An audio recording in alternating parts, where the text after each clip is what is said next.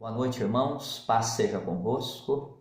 Hoje nós iremos para a segunda aula da nossa matéria de hermenêutica, que é princípios e regras de interpretação bíblica.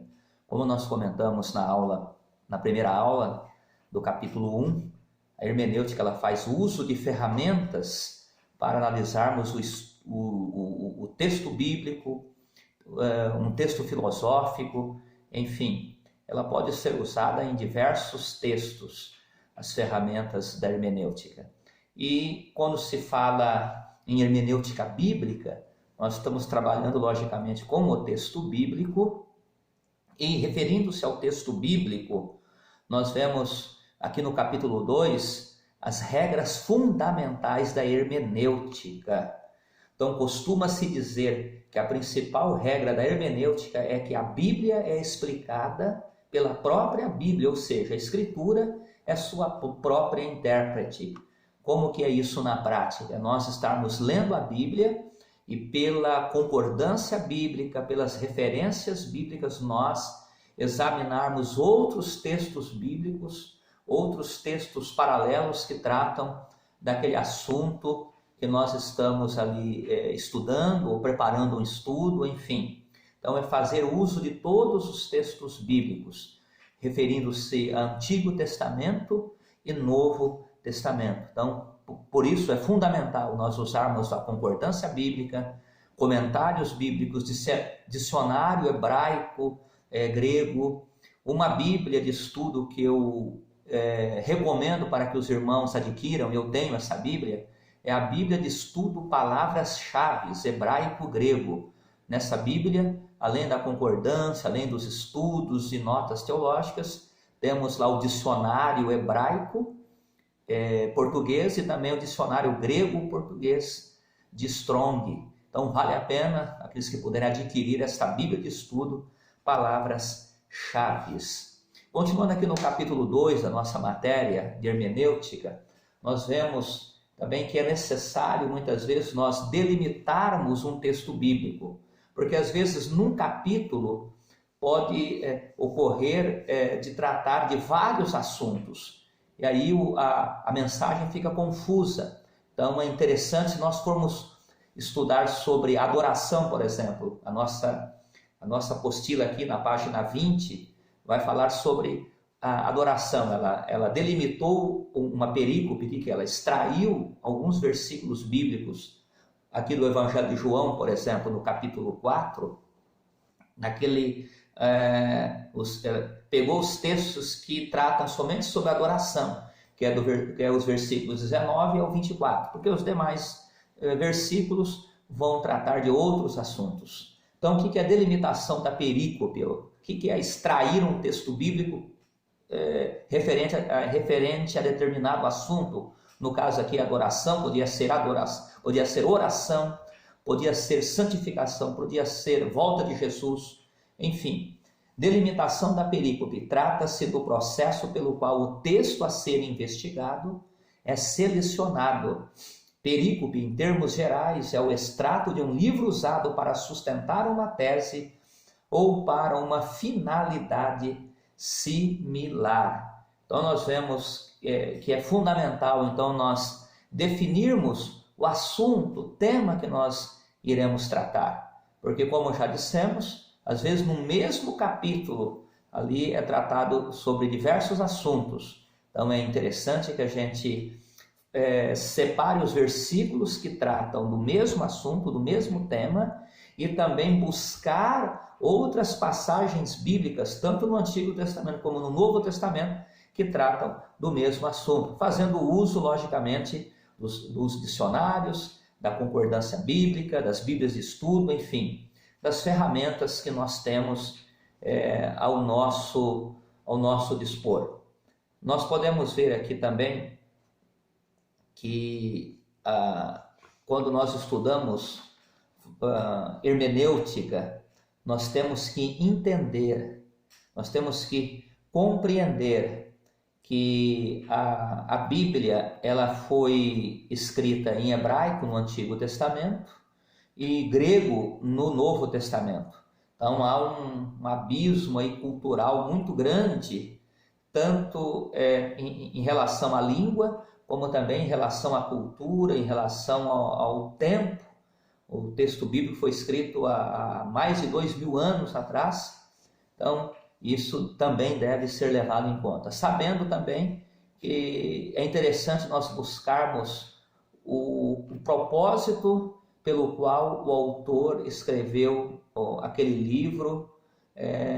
Aquele livro foi endereçado para qual comunidade, para qual nação, enfim, qual que era o propósito do escritor original. Isso é interessante nós descobrirmos também quando formos estudar o texto bíblico.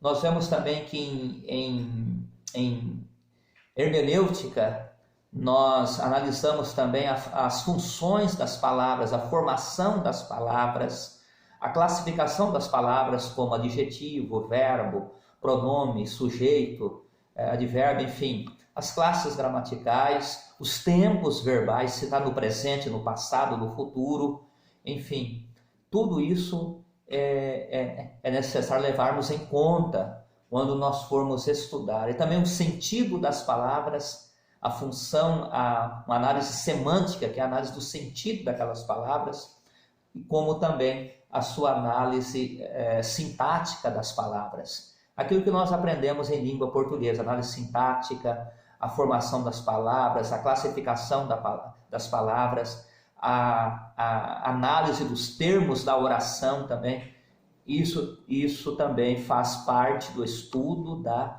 hermenêutica. Então é fundamental também que tenhamos um bom conhecimento da nossa língua portuguesa.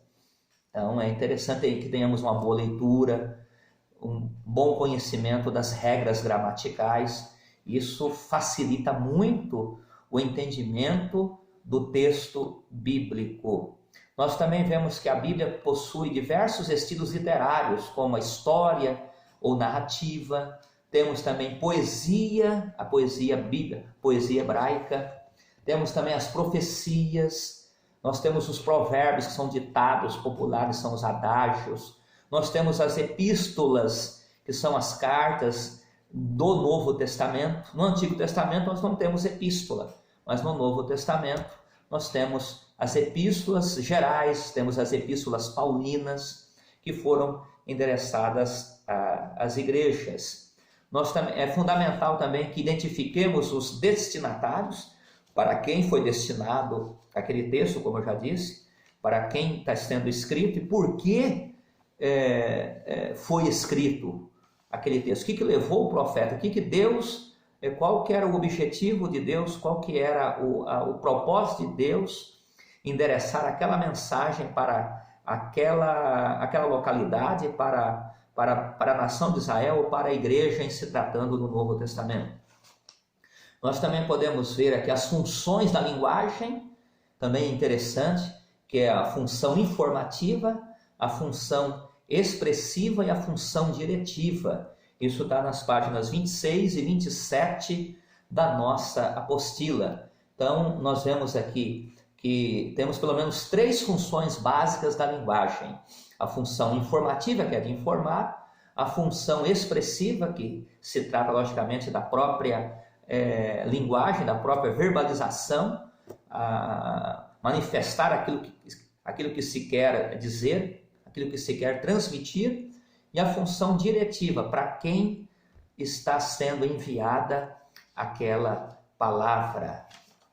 Nós vemos também aqui na página 28, nós temos aqui o resumo, irmãos, o resumo de todo este capítulo 2. Eu também peço a todos os irmãos que preencham a autoatividade do capítulo 2 na página 29. Para isso, você pode fazer uso aqui do resumo do capítulo 2, que está na página 28. Somente pelo resumo você responde a todas as questões aqui da autoatividade da página 29.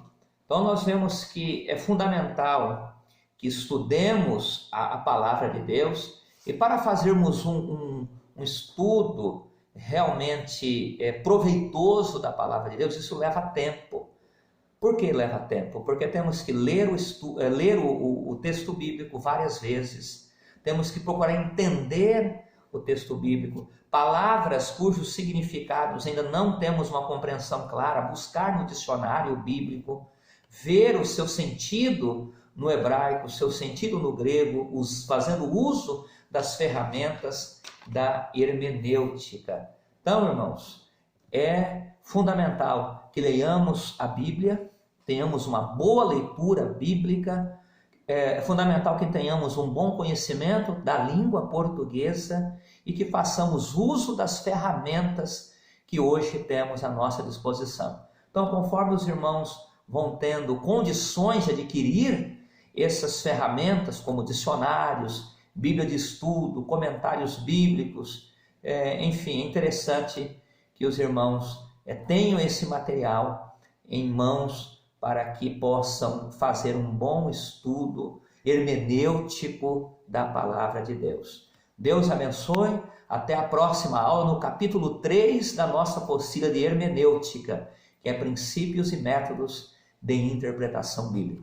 Deus abençoe a todos. Fiquem na paz de Cristo.